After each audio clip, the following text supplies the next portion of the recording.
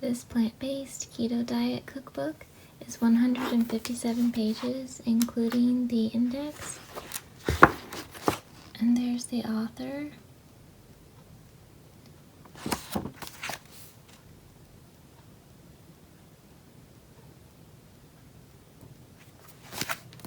And the book is paperback, and it measures almost 7.5 inches wide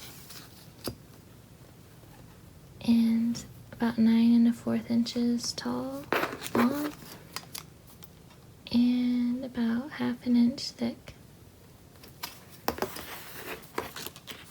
I don't follow a keto diet, but I just got this to get some ideas and look at the recipes.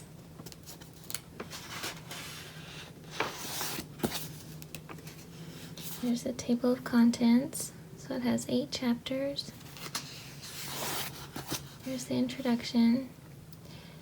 So it says, "Welcome to the Plant-Based Ketogenic Diet Cookbook. As a plant-based eater myself, chef, and former vegan, I've spent a lot of my time writing recipes without any meat, dairy, or eggs involved." So this book is actually vegan, and I'm not a vegan. I'm a vegetarian, but not vegan.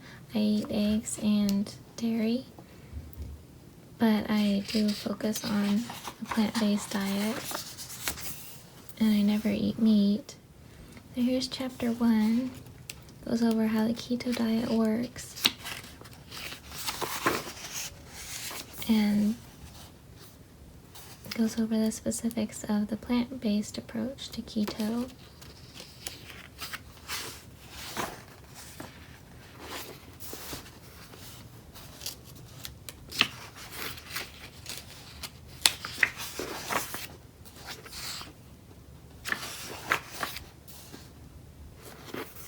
And it has charts throughout the book.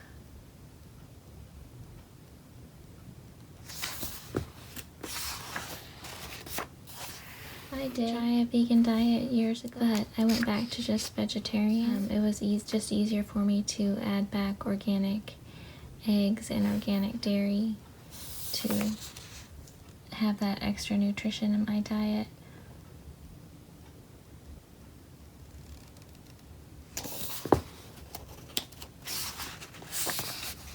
But I do make sure to get organic eggs and dairy, and I try to get them from local farms.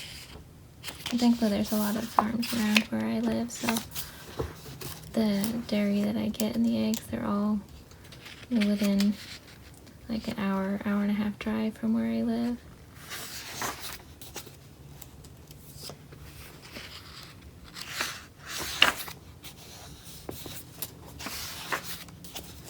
So then this chapter 3 starts the actual recipes. I thought the granola looked really good. I might try that. I like tofu. I usually have tofu a couple times a week for dinner.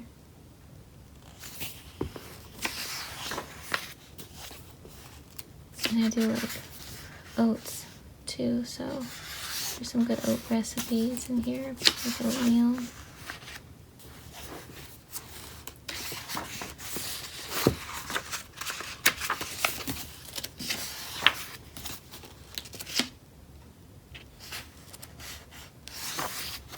Chapter 4 is snacks and sides. There's a guacamole recipe. And the mashed potatoes are made from cauliflower and celeriac. I don't know if I'm pronouncing that correctly.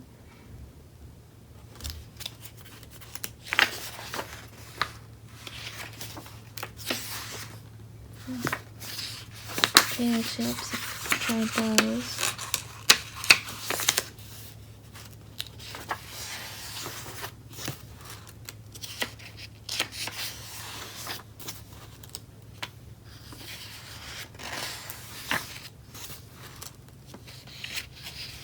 It's a hummus recipe made from zucchini instead of garbanzo beans. I eat beans though, so I wouldn't necessarily bother replacing the beans with anything else because,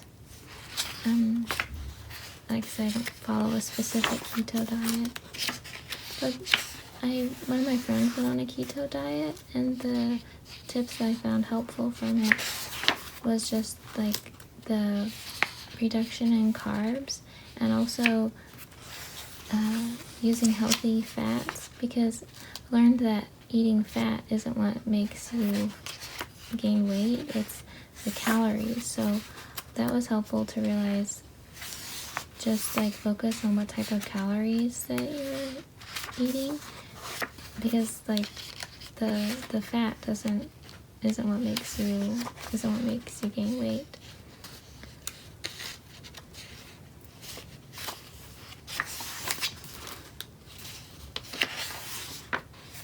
I always focused more on like checking how many grams of fat and thinking, oh, low fat is better, but actually what matters is the calories, because some low fat foods are high calorie, and that's what's going to cause weight gain, is the calories.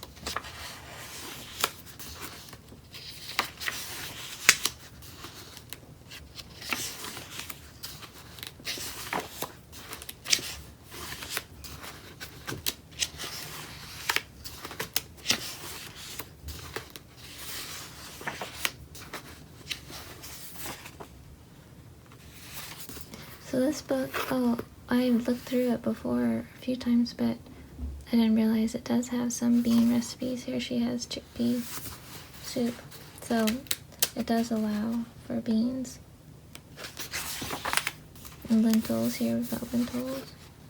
I like lentil soup. I like to take red lentils and cook them well, and then add herbs and a little bit of cornmeal, and it makes like a lentil burger. I just pat it out in a patty and then put it in a skillet with olive oil, and then it browns up on each side, and that's actually really good.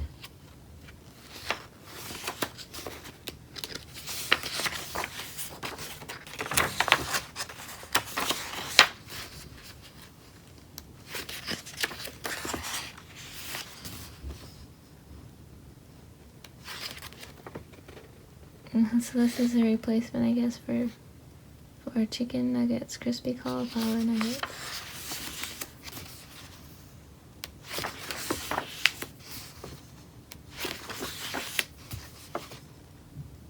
Roasted cauliflower is really good.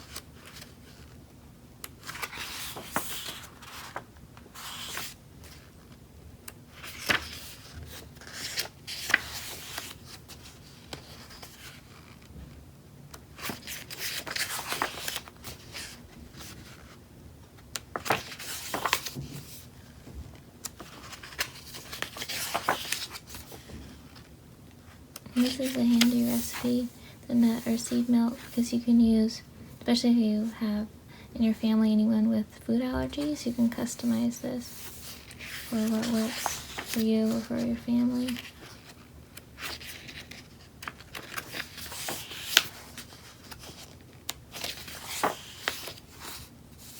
It has measurement conversions and resources, the websites you can visit for more information, and then the index.